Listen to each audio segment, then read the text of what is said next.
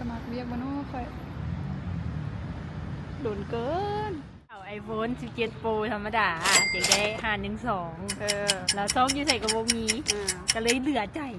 ซื้อ Pro Max โซ่ว่ะว่าหนักซากขนาดสมพงษ์ก็มีแฟนเนาะเจ้าออนท้าเหมือนจะมีแฟนฮัลโหลทุกคนมาอีกแล้ววันนี้จะพาทุกคนไปสมัครเบียกน้ำกันหลังจากมาได้จนจะเมื่อละหาสิสมัครเบียกบ่ปากว่าอย่างบัญญัติข่อยถ่ายบัญญัติข่อยบ่ถ่ายแล้วมันคือหัวคือแล้วสวยแล้วคือคนอเมริกาอยู่อะบ่เคยไปอ๋อโอเคเขาจะไปใส่ก่อนอยู่ตอนนี้ก็จะไป OTP เนาะเพราะว่าแอคเคาท์ของมันหลอกเราบ่มีเงินจ่ายตอนนี้ต้องได้หีบฟ้าวด่วนไปอ๋อบ่มีเงินซื้อข้าวกินมื้อแลงโคตรหลอกมาก็เห็นว่าคือสิ่งเงินหลายคนหลอกมา2คนนี้จะต้องเบียดเขาอย่างที่นั่นกิโลจิตต่ำมาดิเหมือนเจ้าใส่หมวกคือให้เฮาซะโบขอซะโนเด็กขอแฟนเจ้าอย่างมาข้างหน้าหักเด้อบ่กล้าบอกอุ๊ยกล้องหันไงกล้องมันก็มีความนะเอาก็อย่าหันไปหลายดูวะสักหันกลับมาจังไหนแฟนค่อยอีกทุกคนข้างหลังนะหมักเรามา4 ปีละมานี่2หอแล้วจ้า OTP อันนี้ก็จะเป็นหอเฮียนเฮาแต่ส่วนนี้พักเสิร์นจ้าหันแล้วโอ้ถอดหมดเลยเด้อ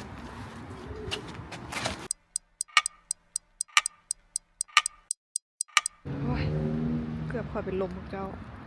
วันนี้ฮ้อนว่าโอ้ยอากาศมันเท่าใดดูอากาศมันนี่เท่าใดก่อนมันจะฮ้อนเวอร์แท้5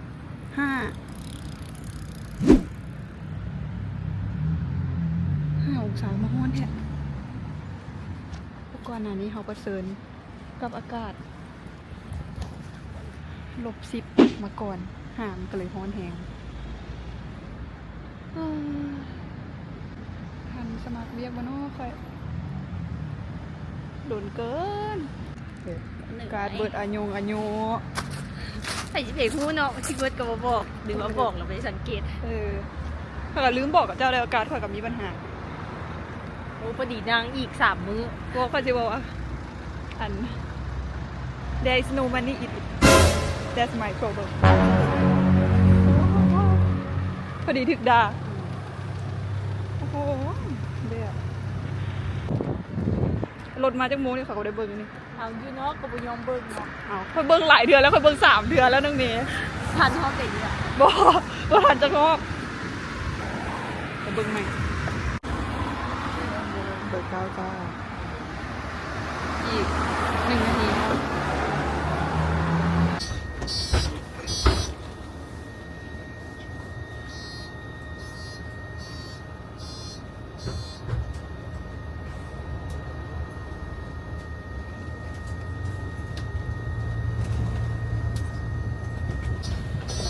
ถึกแล้วว่าไปผิด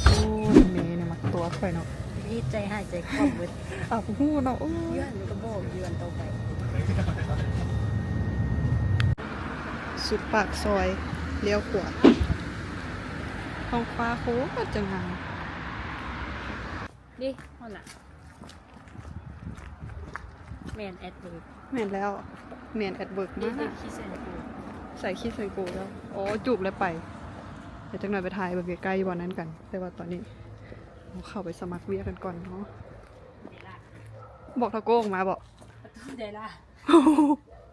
ติดประตูใกล้กันซื้อกันเป็นคนละสีบออ่านบอตอบเดี๋ยวเอา Kiss and Go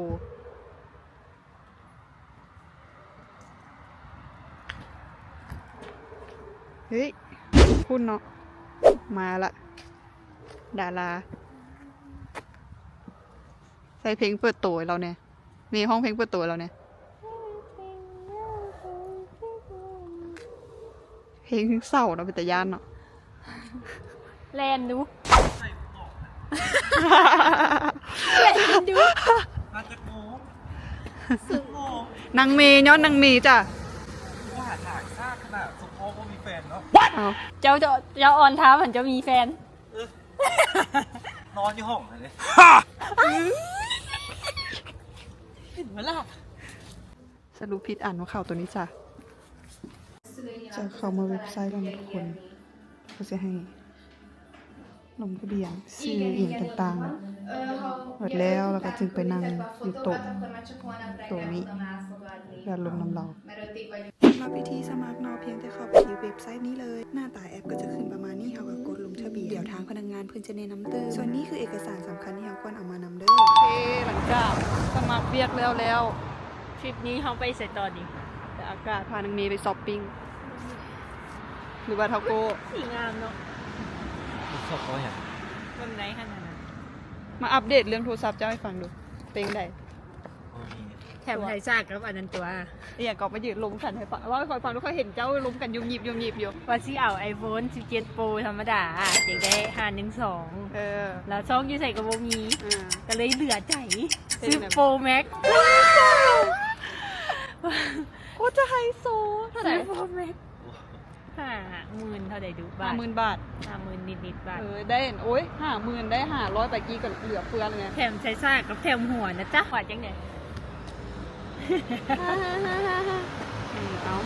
ตัวที่บอก33มามัน35แล้วดิ ของเคส จะเฮ็ดเลขเอาแท้ว่าตอนนั่งอยู่บอกไป33มาตอนนั้น29กับฟ้าวแลนด์ พวกเจ้าซ่าเนาะ บัดนี้ตัวมัน เตรี มาย มอยู่ 37 เฮ็ดเตรียม เป็นย้อนนางมีข่อยนาแล้วแต่โดนแล้วแท้ วันนี้ค่อยไปฮอดอากาศแล้ววันนี้ วันนี้ข่อยรออยู่ซิตี้ได้กินแต่แลมน่ะ เอากิ๊กอยู่อากาศก็มีตัว มาใหม่ มีสิไปมี ไม่สมอง บ่มี เขา จ้ะ ก็ไปเบิ่งเงิน อยู่ เจี้ยอันนั้นธรรมดา แล้วสิเอาเครื่องห่อใส่ถุงอีหยังจังได๋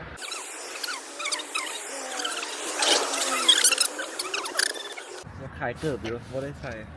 ขายเบอร์นี้เป็นเศรษฐีเลยอยากขายนะคะขายนี่วะครูประจำเจ้าครูแซบเจ้า ขายมาได้ครูแซมตัวนี้ เออโอ้ ขายครูขายครูนั่นไปซื้อซัมบ้าเลยนะ ว้าไฮโซมากเศรษฐีมาก สวยเลย ผู้เป็นใช้โทรศัพท์ใหม่ปั๊บเกิดใหม่ ใส่แซมบ้าเลยมันเป็นหนุ่มปินเตอร์ลิสเลยตอนนี้ที่ไปเบิ่งเพราะเครื่องที่มันลด 70% มันเปลี่ยนสีสันนี่มันสิเบิด ใส่บาบูซื้อ ก็ไปเบิ่งก็ยังไม่ได้บอกว่าไปซื้อ เบิ่งแถว ดูก่อนไม่ซื้อ ไม่ เท่ากับ ซื้อดูอย่างเดียว เท่า ไม่ กับ ซื้อดูอย่างเดียว ก็เห็นอากาศเราคอยย่านมาห่างคือแต่คอยย่านตลอดกับป้ายสีแดงคอยย่านเห็นนางเมย์บ่มีเงินแต่ว่าจัดเป็น1 แม็กบอก งามบอก อุ๊ยราคาดีเด้อ 5,500 บาทนี่จ้ะฟิตติ้งไหมฟิตติ้งไหมนั่นเฮ้ยจังสิตัวเฮียข่อยน่ะไปใส่ร้านนี้เป็นไงความรู้สึกเจ้านะภูมิใจที่ทุกคนจะเสียเงิน บอข่อยโบซื้อข่อยเบิ่งอย่างเดียวไปสัมภาษณ์คนนี้ก่อนใครเป็นคนพาเจ้ามาฮะ นางเมย์อุบาท ได้จักตัว ได้จักตัวผู้ใดเขาหอบอยู่ข่อยเบิ่งส่งแล้วข่อยอยากได้ส่ง เดี๋ยวจะโตละ สาวว่าเอาเบิ่งอย่างเดียว เอาดู เอาเลย เบิ่งของข่อยจริงหน่อย ซื้อรถนะ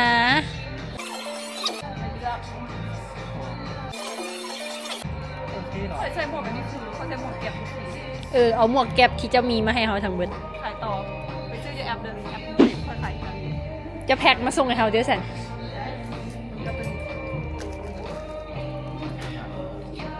เจ้าคนมาผิวขาว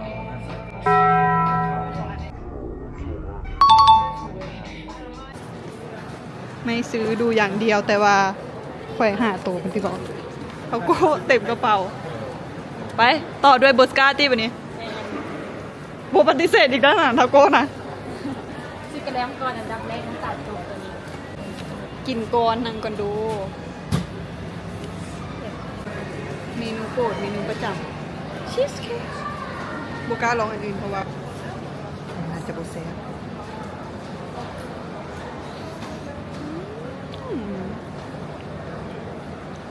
ฟินเวอร์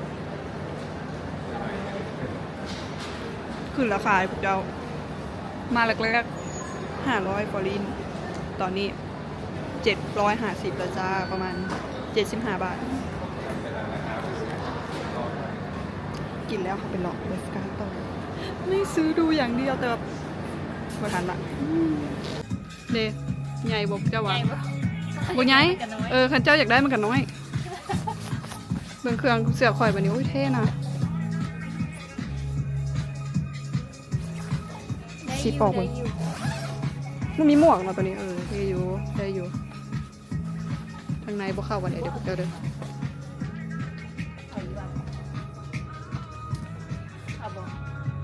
เอาส่งบ่ได้เสือบอกว่าสรุปเจ้า2 ตัวนี่ เสื้อหมากกับเสื้อแฟน อย่าแหละไม่อยากลมน้ำละเห็นยิ้มค้างอยู่อ่ะอันนี้สีดำคนนี้หลายตัวเลยเจ้าเขาเกิบเลยเนาะ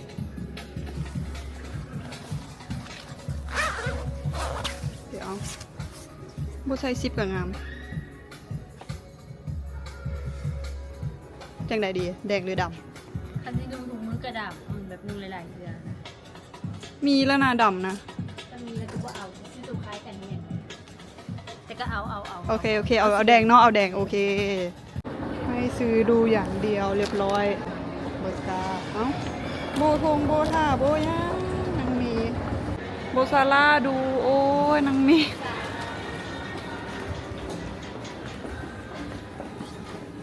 พอดูพาค่อยมือได้แล้วโอ้พาค่อยมือซะ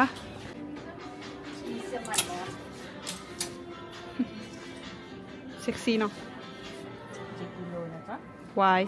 แอบอยู่บ่แอบแหละบ่ได้ค่อยนั่งเลยบ่ค่อยแหงเท่าคุณแม่ราคาพวกเจ้าสาราตัว300 บาท400 บาทคำอุทานจะเป็นบุเซ็กซี่เนาะเรียบร้อยทิปมื้อนี้แต่ฟ้ายังแจ้งจนฟ้ามืดผู้บอกจากโมงพวกเจ้า5 โมงจ้ะนางนั้นไปเบิ่งป้ายรถอยู่โอเคจบกันสำหรับทีมนี้จะได้กลับบ้านไปกินข้าวบุฉลองวันนี้บุฉลองพักผ่อนการฉลองก่อนนะจ๊ะเครื่องไม่ซื้อดูอย่างเดียวบ๊ายบาย